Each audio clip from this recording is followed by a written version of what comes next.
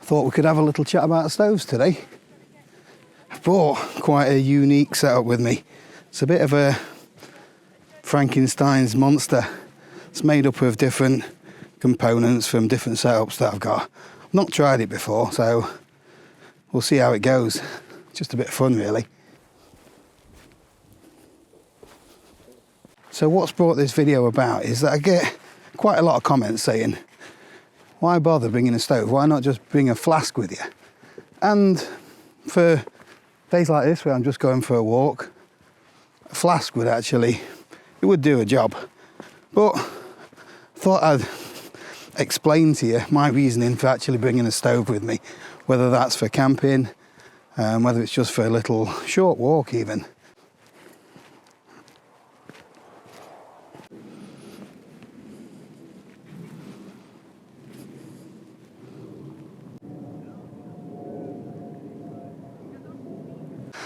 Let's find somewhere to get set up.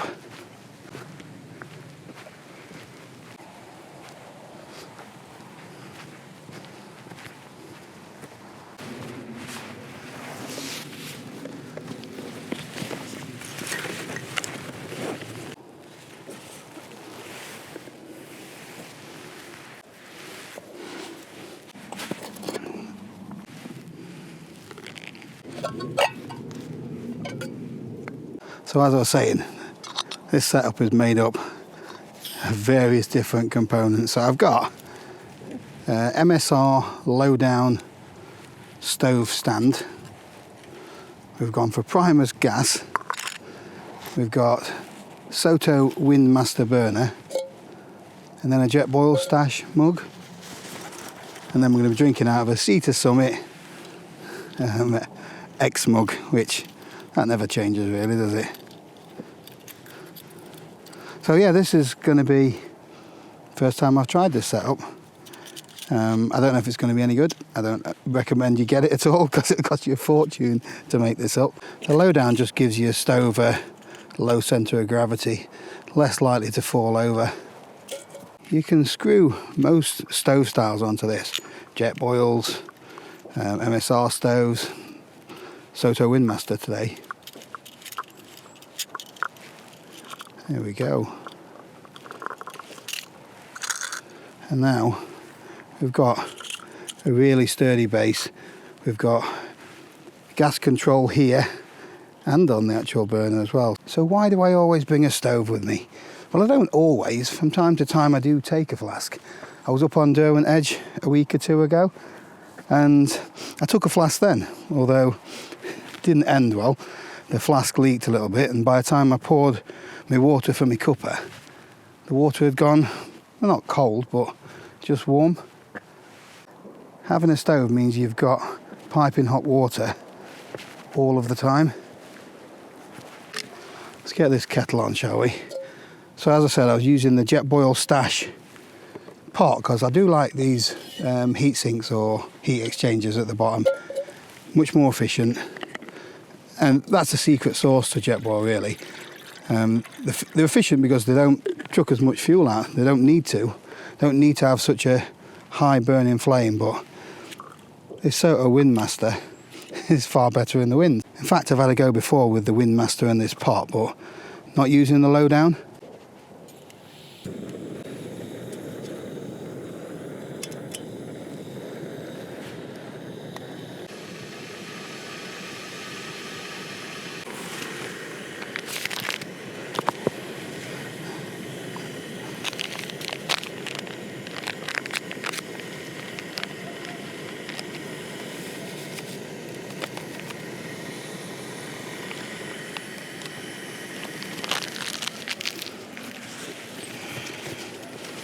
It's pretty obvious. The first reason I bring a stove is I can always have boiling hot water so I can have a hot drink.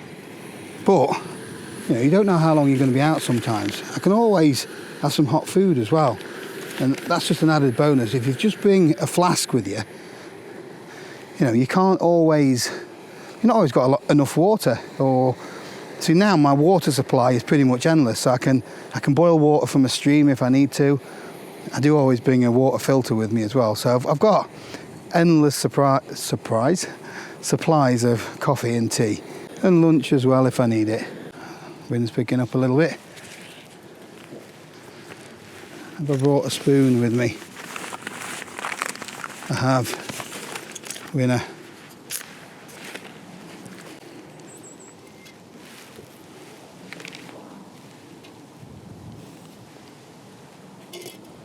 So the second reason, it's just fun, you know. You know, is it a man thing? I don't know. We just like playing with fire, and not that I'm an arsonist or anything like that, but ever since the dawn of time, man's had this thing about fire. And there's something about just firing up a stove and making a brew in the outdoors. What do you think? There we go, red hot.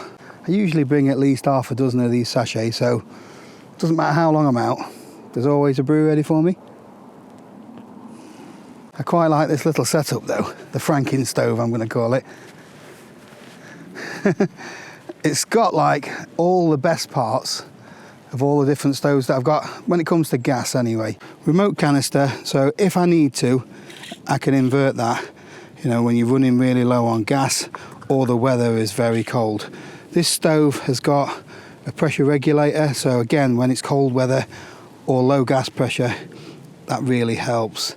The burner is really good in the wind as well, so I'm not going to have any problems getting a brew or cooking up some food. It's got really wide arms as well, so I can put a frying pan on there, which is good. And this low down, you know, it means that the stove, you know, it's incredibly stable.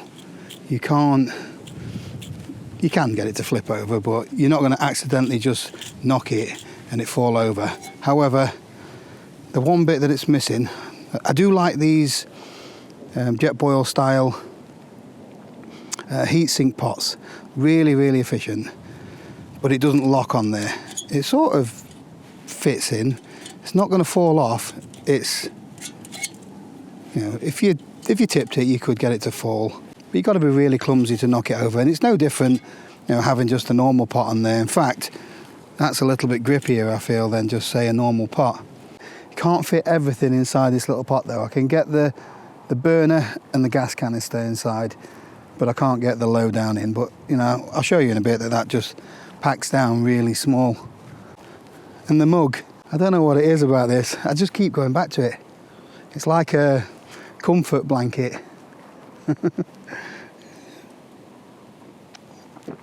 And they're not even the best mugs. The only really good thing about it is it folds down flat to nothing. It doesn't keep your drink hot for very long, especially in winter anyway. Some people say that it has like a fusty, rubbery, silicone taste to it. I don't notice that, but Joe does. I just love it. It's like my signature thing as well now, I suppose. So you could definitely build something like this for less money. Fine Maple do a pot now that has got a heat exchanger on the bottom. I think it's about £25. And there's a few of these remote canister stoves out there. You don't have to have a separate stove and stand. You can buy them that are already integrated. I think Alpkit do one of those.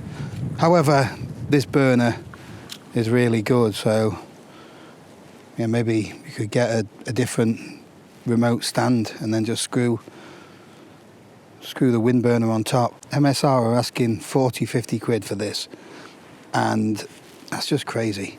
You know, this stove is less money than that. I often get asked a lot about gas canisters as well. So, you know, can you use a Primus gas canister with a Soto stove or a jet boil stove? And yes, you can. So you just need to make sure that, you know, it's got this screw fitting on the end there, and you know, this will fit the MSR. It'll also fit. There we go. Let's set this off. There we go. The Soto will just screw directly onto there. There, look.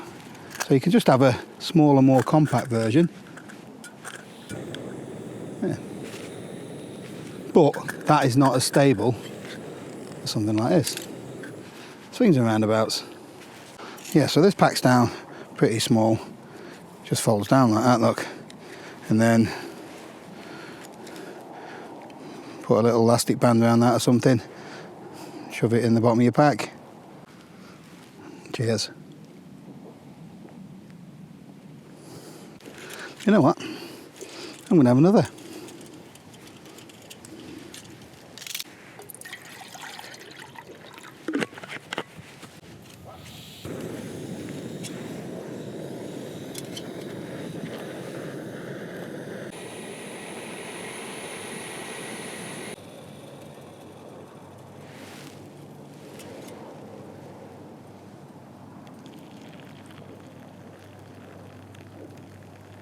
So I didn't need to bring a stove out with me.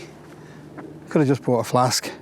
Could have just brought a bottle of water, or waited till I got home for a drink. But that's the thing about enjoying the outdoors. It's you hike your own hike. You do your own thing. You choose the gear that you want to take with you.